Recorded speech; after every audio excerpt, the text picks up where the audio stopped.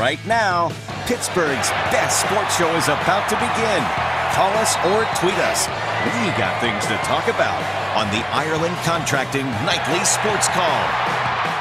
All right, thanks a lot, Ken, and thank you for tuning in to the Ireland Contracting Nightly Sports Call. I'm Rich Walsh. Ron Cook will join me in just a few minutes. Give us a call. 412-575-2600 is the number.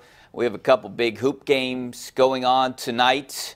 Pitt and Duquesne both in action. Duquesne, a thriller at the A.J. Palumbo Center, but a late foul and maybe not scoring in the final 2 minutes and 49 seconds cost the Dukes an overtime win against Richmond. They lose at the A.J. Palumbo Center. And Pitt might get its first ACC win tonight against NC State. Pitt is the only team in the ACC without a conference win, Ron, and we could be seeing history in the making. Well, yeah, but NC State just scored a couple hoops. It's like 5 with like 8 minutes to go. They've closed the gap. Pitt needs to win one. But I can't get over it, Rich. I look at the pictures on TV. There's nobody at the game. I used to cover Pitt when they had 12,500 there regularly, and it was the greatest event in town because Pitt almost always won. Now, not so much.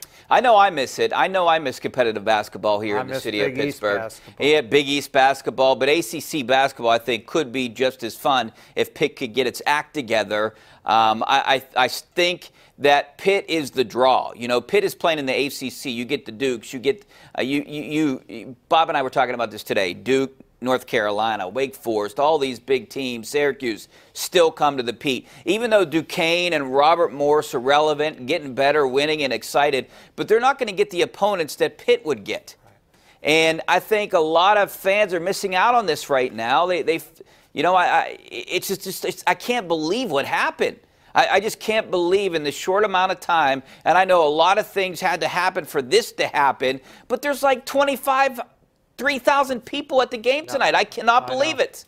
You know, Rich, I love Big East basketball better than anything. The Big East tournament was my favorite event of the year. I would rather go to that than a Super Bowl or World Series, a Final Four. I loved it. I haven't been to a Pitt basketball game in a year and a half. I just have no interest. I used to drive to Villanova, D.C. to Georgetown. I even drove to Hartford to watch them play in Connecticut. But I can't go. I have no interest in them right now. They just don't interest me. 6 years ago, this game would have been sold out. Yep.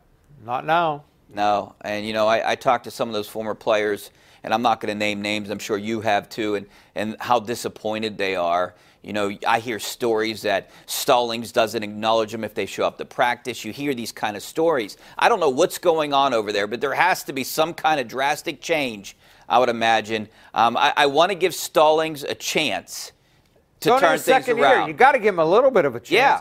But he came in here, nobody wanted him. You know, Pitt fans were delusional. They wanted like Sean Miller, Archie Miller. They're not going to take those jobs. I mean, they're not going to leave their jobs for Pitt because their job was better than the Pitt job. Look at Archie. He ends up at Indiana. Sean's at Arizona. He has a chance to win a national title. I don't know who people thought they were going to get. They didn't like Kevin Stallings. It's been an uphill battle for him ever since. If you think that Pitt could go back, I know Scott Barnes and some of the people that hired Stallings are not there, but if they could go back and maybe pick Brandon Knight over Stallings.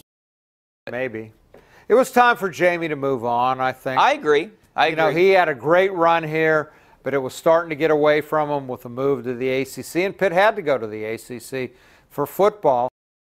It was time for a change. Is Stallings the right guy? I don't know, but I can't make that judgment after a year and a half. I got to give him a little bit of time. All right, right now it's a 5-point game at the Pete. Pitt is up 62-57. This is the most Pitt basketball we've talked all year. So that'll come to an end shortly. Let's talk about the Steelers. Le'Veon Bell, Ben Roethlisberger both spoke to the media at Pro Bowl practice in Orlando today, and Le'Veon said that his absence or his tardiness was excused, Ron, by Mike Tomlin. That was part of what we didn't hear, but he's saying it was excused. He's also saying that, telling Ray Fittipaldo that they're closer than they were last year to maybe getting a deal done. But, that means nothing. Last week he said he'll hold out all year if he doesn't get a multi-year deal. He doesn't want franchise. I don't believe it's all rhetoric. It's all talk. Now he says they're a little closer. I'll believe it when I see a deal was done. As far as him missing the walkthrough, he said he had approval from Tomlin. Tomlin didn't speak, I guess, on this. That makes it a little different than a guy that was portrayed as, well, he didn't care enough to even show up for the pregame walkthrough. Maybe he had a legitimate excuse. I'm willing to give him the benefit of the doubt. I'm on record. I want him to keep him. I hope they do a multi-year deal with him. No guarantees there, though. You know, one of the telling things that he did tell Ray that I read in his story today is that if he was offered the same deal as last year, he wouldn't take it. So how much more are the Steelers going to come up? Because I don't see him coming up much more. They're going to offer him what they think's fair. If not, they'll franchise him and make him. He'll probably sit out training camp again, play another year. That's what I would do.